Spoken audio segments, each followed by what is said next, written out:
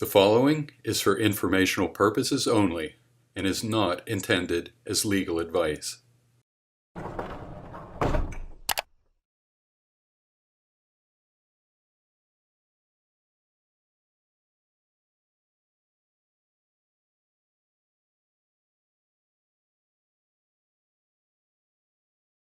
This video will help you know by when you need to be in compliance with the Preventive Controls for Animal Food rule of the Food Safety Modernization Act.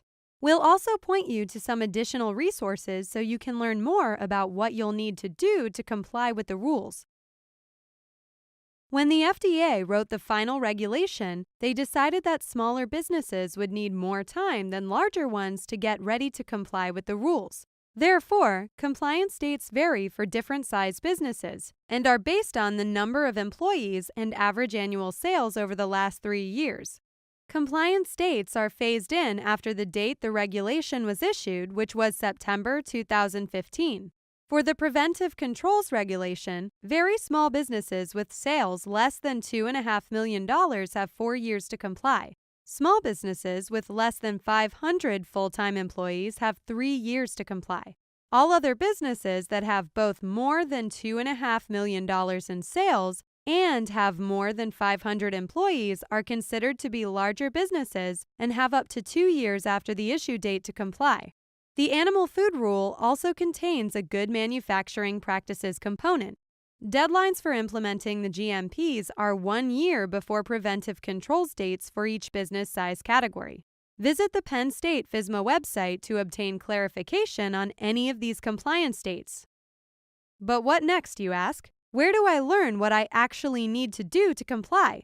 Am I required to complete any training? The details of the requirements within the Preventive Controls for Animal Food Regulation are beyond the scope of this presentation. If your animal feed or pet food products are covered under the regulation and your business is not eligible for any exemptions, you should take an FDA-approved training course developed by the Preventive Controls Alliance so that you will understand what exactly you will have to do.